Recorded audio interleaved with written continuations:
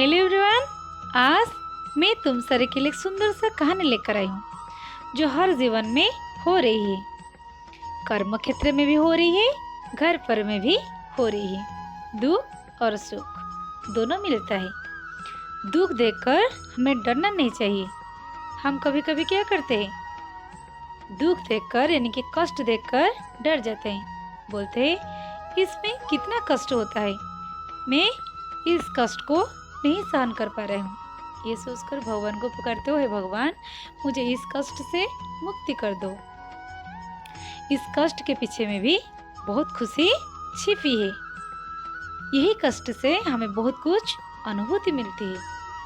आज का ये छोटा सा कष्ट सह जाओगे तो देखोगे आज आगे जाकर बहुत बड़ा खुशी तुम्हें अपेक्षा किया है।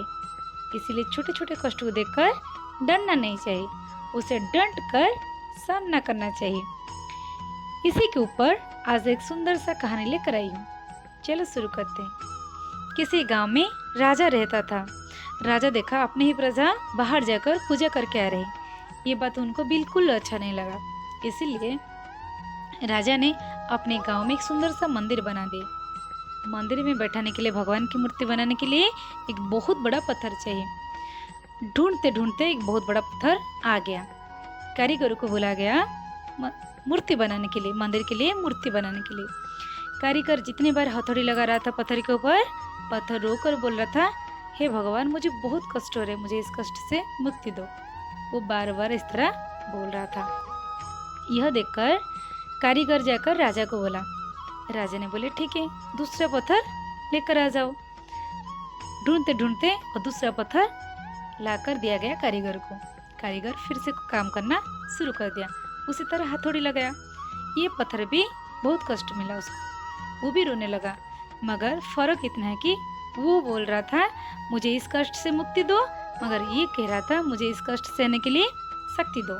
हे भगवान मुझे कष्ट सहने के लिए शक्ति दो, मगर मेरे ऊपर जिस तरह हथौड़ी लगा रहे हो उसी तरह बार बार हथौड़ी लगाओ। देखते देखते एक सुंदर सा मूर्ति बन गया, लाकर मंदिर में रखा गया। प्रतिष्ठा होना शुरू हो गया। तो भक्त जो आएंगे नारियल फोड़ेंगे, तो कहाँ पर फोड़ेंगे, इसीलिए जो पहला वाला पत्थर वहीं पर पड़ा था उसको लाकर रख दिया गया मंदिर के पास। वहीं पर जितने सारे भक्त आ रहे थे नारियल फोड़ रहे थे। उसे भी बहुत कष्ट हो रहा था, बार बार बार बार उसे कष्ट हो रहा था, वो बहुत रो रहा था। ऐसे कुछ दिनों के बाद दोनों पत्थर बातें किए। ये जो नारियल फोड़ा जा रहा था पत्थर, वही बोला, जो भगवान की मूर्ति हो गया था वही पत्थर को बोला, देख हम दोनों पत्थर है, फिर भी तू वहीं पे पूजा पा रहा है, मगर मैं यहाँ पे कितना कष्ट झेल रही हूँ। सारे नारियल आकर मेरे पीठ के ऊपर फोड़ देते हैं, मुझे बहुत कष्ट हो रहा है, मगर तू वहीं पे बैठकर पूजा हो रहा है। तो वही मूर्ति वाला पत्थर ने बोला, देख तू छोटा सा दुख सह नहीं कर पाए, इसलिए क्या बोला कि मैं ये कष्ट नहीं सह पा रही हूँ, मुझे इस कष्ट से मुक्ति दे दो। अगर मैं जितने सारे कष्ट आया था सारे सह ली थी, इसलिए मैं आज भगवान बन गया और तू वहीं पर जैसा पत्थर था वैसा पत्थर होकर बैठ गया। इस कहानी से क्या शिक्षा मिला?